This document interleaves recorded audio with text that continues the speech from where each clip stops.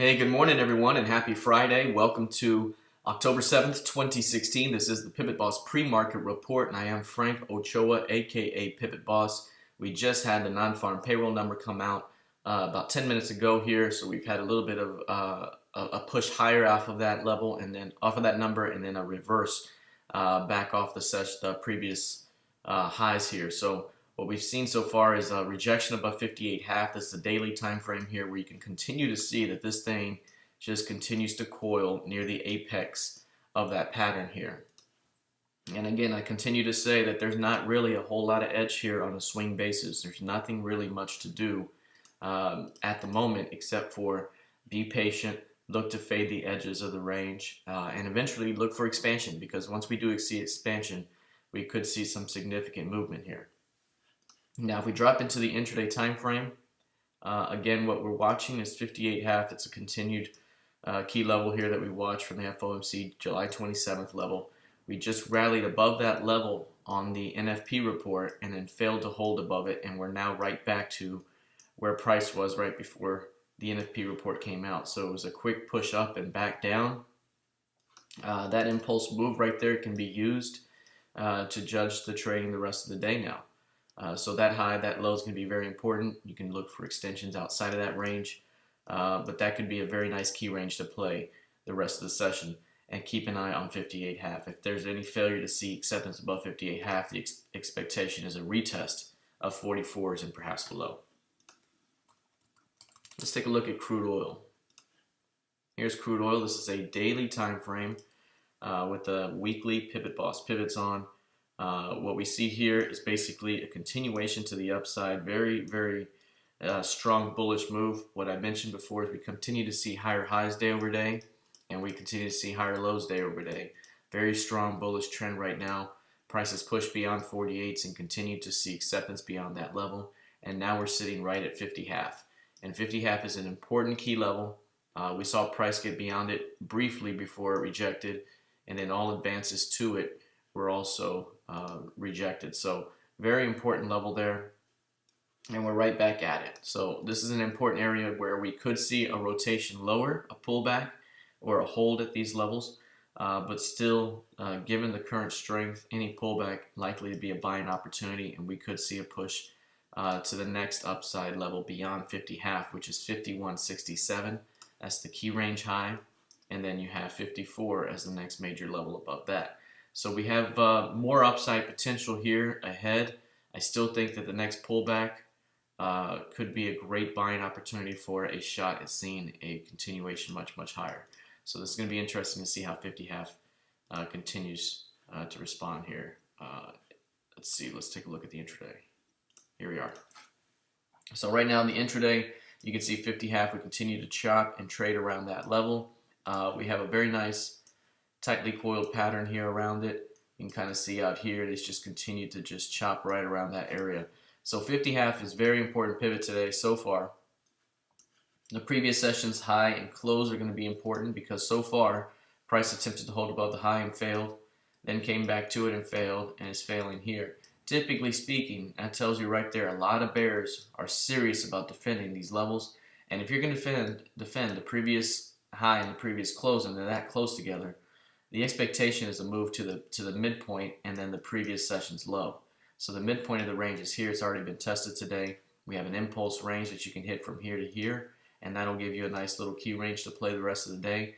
But right now we're chopping right around the midpoint of that range, and bears are trapping any price movement into 50.56 to 50.63 for a shot at seeing ultimately 49.35. So we could be looking at more weakness here if any acceptance is not seen beyond 50.65s. Let's take a look here at gold futures now. Gold has had a rough few days here, but we're now seeing a little bit of a digestion now with these lows. We've had a significant sell-off and a break through 1300, and that's what I kept mentioning before. We have a nice tight range here, but if we fail to hold 1300, that could be a quick move back toward 1252 to 1245, followed by a move down into 1208. And the first move in the 1252 has now been hit. You can see all of the targets that were reached by hitting that level. So this is the 100% target that was reached. the bottom of the key range was reached. There is also the edge of a prior key range right here as well that was reached. So a lot of confluence in that zone, and we've reached it now. And you can see a little bit of a range inside day now developing. That could likely persist throughout the day. So today's probably a fade the highs, fade the lows type of day on a day trading sense. But for the most part, we're still trending downward. So any bounce here likely to be seen as a selling opportunity for a continuation into 1245 and a shot to see lower price levels into 1208. So this could be very significant here. We've only seen the first leg of weakness. We could see much, much more ahead.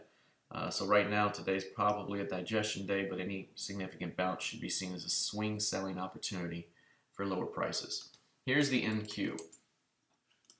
The NQ continues to look very, very quiet up here near highs. Again, we're at the all-time highs here, just sitting there.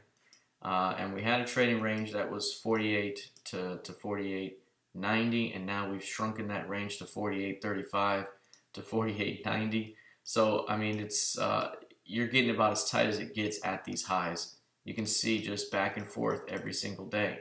So Monday up, Tuesday down, Wednesday up, Thursday down, Friday, is it going to be up? Is it going to be outside this range?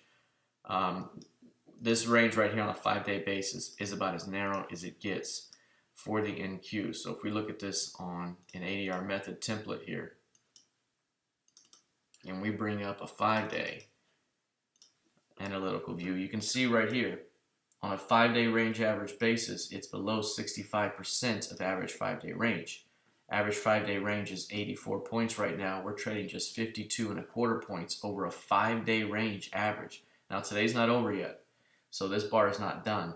But if we see an inside day today, I mean, that could be significant. But even then, we have a very narrow 4 or 5-day range.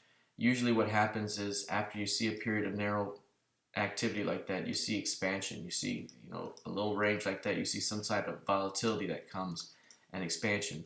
So we could be looking at some sort of significant event ahead. Here's a narrow 5-day range, and we saw expansion. Another narrow 5-day range here, and we see expansion.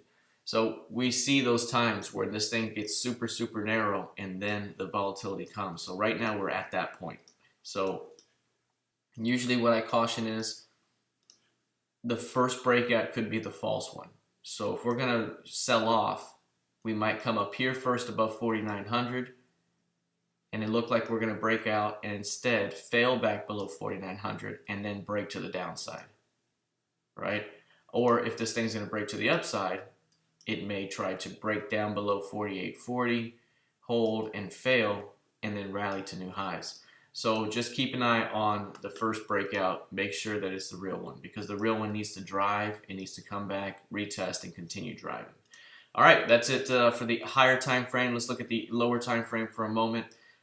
In this case, we have an impulse range that came off of the NFP report again. So each one of these futures contracts with a nice impulse range to watch the rest of the day, 52.75 up to 48.84. Basically, that's the key range to watch today. Price continues to be rejected off of the previous week's highs. So the top of this edge, 48.80 to 48.90, has been an area to offer. Buying zones has been down here near the 48.40s. And so right now we're tightening up the range a little bit. We have a nice impulse range. The idea is to fade the edges of this range, avoid the chop in the middle. But with that impulse range, we could have some very nice expansion targets to play to as well. All right, that's it for now. Let's see how this thing plays out the rest of the session. Good luck, trade well, and happy Friday.